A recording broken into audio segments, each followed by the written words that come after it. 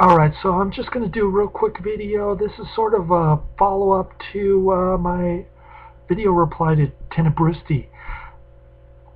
And as more and more comments piled on, I got to know a user by the name of Hollyzone. I believe Hollyzone was the one who said that you can't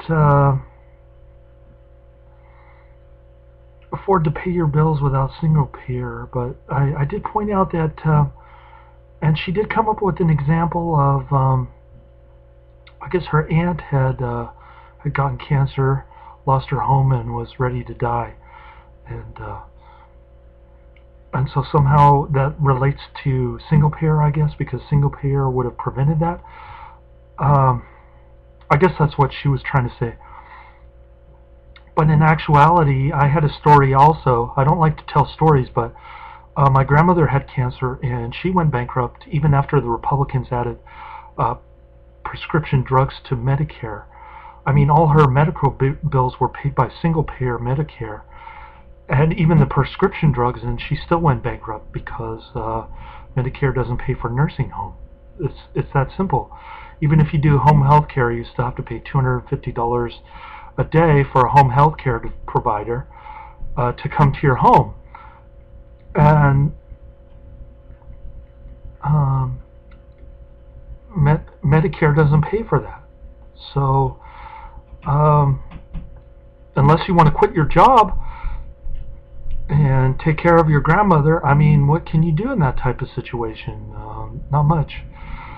But anyway, the real topic of discussion now is religion and morality and how it relates to the welfare state. Perhaps 60 years ago, religious folk would have said that the welfare state was immoral. There's actually an essay written by H.A. Harper called Morality in the Welfare State. And it's quite a good essay. I would recommend it for religious folk. I mean, Polly's Own appears to be quite a religious person. Either she or somebody else in Tenebrusti's comments section called me a Luciferian. And I don't know where that came from. I guess because my username implies the worship of money. But which is a cardinal sin, by the way. And so I said, just for the record, I'm an atheist. You know, I've been Catholic before, but I married a Chinese woman. Back in China, she said there was one Buddhist temple and it was closed. So she's pretty much non-religious like me. We don't go to church. We don't take the kids to church.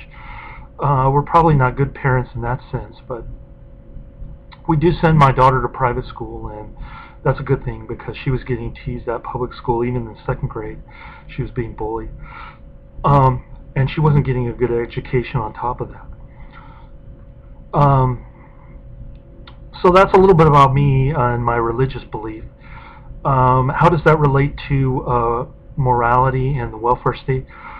Well, according to the Bible, stealing and coveting is against God's law. So if you take God's law seriously and you're a religious person, let's take a look at socialist schemes like single payer. Single payer is, you might say, well, gee, avariceichiban, single payer healthcare is a public utility. Everybody uses it. But that's not the case. Actually, you might have somebody who injures their hip and they prefer to go to yoga class rather than to get hip surgery. And that's a personal choice that people have. Another instance is maybe a Jehovah's Witness or a religious person might have an objection to medical treatment prolonging life as a violation of maybe God's predestination or whatever. So that's another example of somebody who might refuse medical care, even under a single payer system. I could go into detail, even if healthcare was a public utility. I could say why public utility shouldn't be paid for by the government, but I won't get into that much detail. Let's just say that healthcare is not a public utility necessarily. Lots of people are into alternate treatments, alternate health decisions, and that should be respected. Um, Getting back to the morality of it, though, like I say, if you are a religious person and you do believe in the Bible and God's law, how can you support a socialist scheme of transferring wealth from one group to another? I mean, that's just like a gangster beating you over the head and taking your money to pay somebody else's bills. I mean, it just doesn't make any sense. But then again, most people in the United States have been indoctrinated one way or another into thinking that the government should take care of them, and there's no stealing money or taking other people's money involved with that, because it's a very simple transaction. It's like a payroll deduction on somebody's paycheck that nobody notices. Um, so that's just my opinion. Maybe 60 years ago, people had different feelings when the country was more conservative with spending other people's money.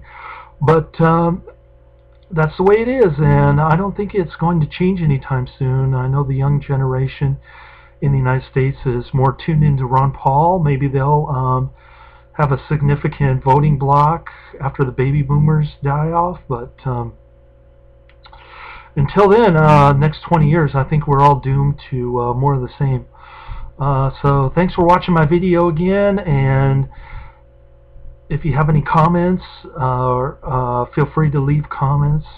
I'm open to new ideas and new suggestions. Thanks.